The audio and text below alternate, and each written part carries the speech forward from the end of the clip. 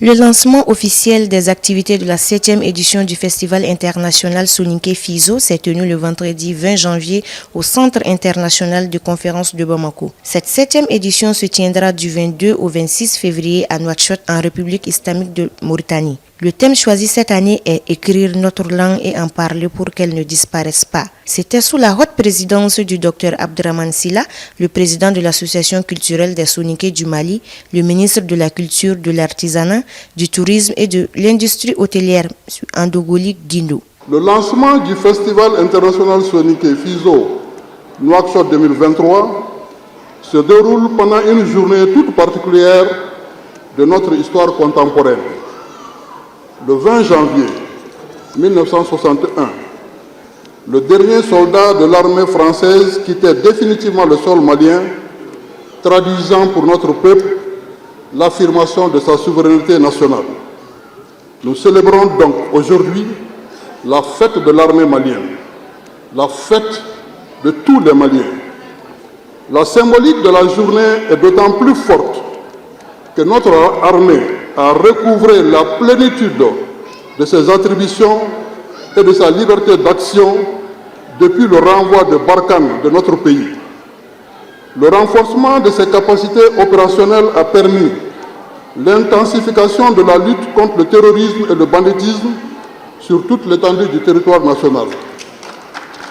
Aussi, voudrais-je rendre un hommage vibrant aux forces armées et de défense, et de sécurité, à toute notre armée, avec à sa tête le colonel Assimi Goïta, président de la transition, chef de l'État, pour leur abnégation au service de la nation.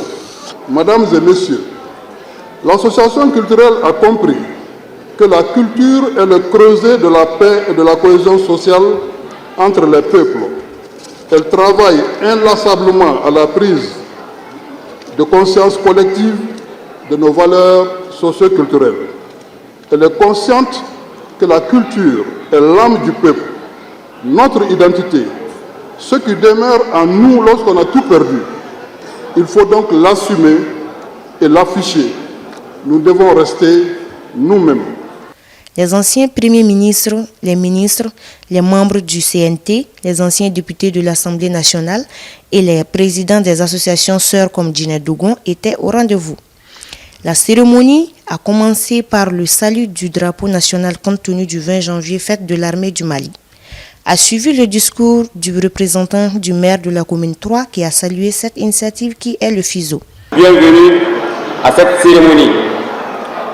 Aussi, en ce début d'année, veuillez recevoir mes vœux de bonne et heureuse année à toutes et à tous.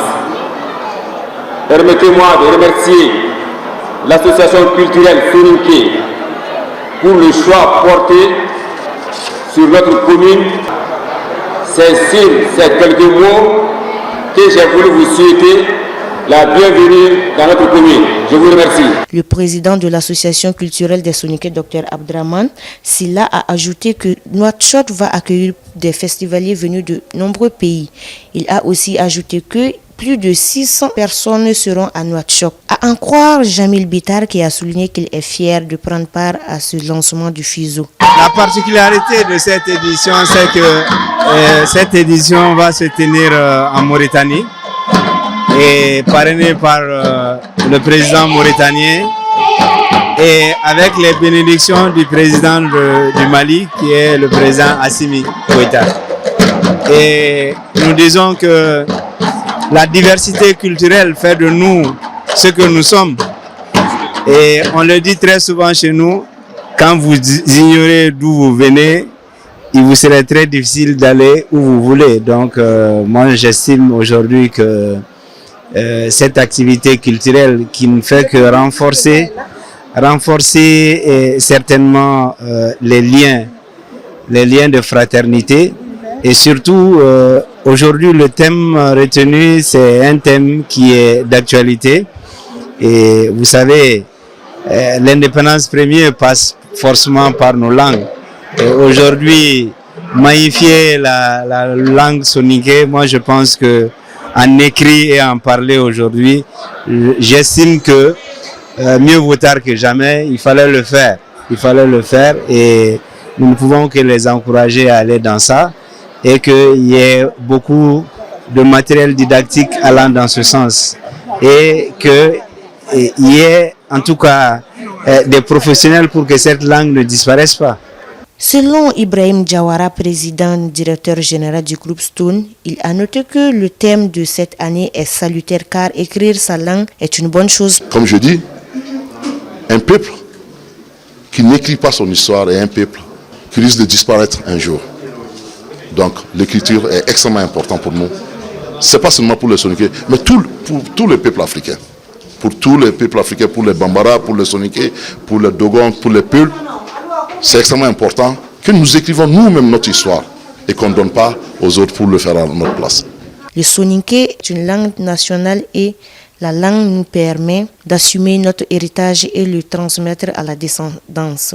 Tour à tour, Mamasila, Oulé, Soumaré, Téli, Dramé ont manifesté leur joie et ont salué tous les soninké et particulièrement ceux de la diaspora pour leur accompagnement. Quant au ministre de la Culture, de l'Artisanat, du Tourisme et de l'Industrie hôtelière, Andogoli Guindo, a salué et félicité cette initiative des soninké et a déclaré ouvert les activités du Festival international du Fizo. Mesdames et messieurs, chers participants, après le succès mémorable des précédentes éditions, salués par tous, nous voici donc réunis pour la 7e fois consécutive pour lancer la fête de célébration de la riche diversité de notre patrimoine culturel à travers l'une de ses composantes les plus importantes, la culture soninké. Le Premier ministre chef du gouvernement, de l'ensemble des membres du gouvernement, je déclare lancer la 7e édition du Festival international Soninké Nouakchott 2023.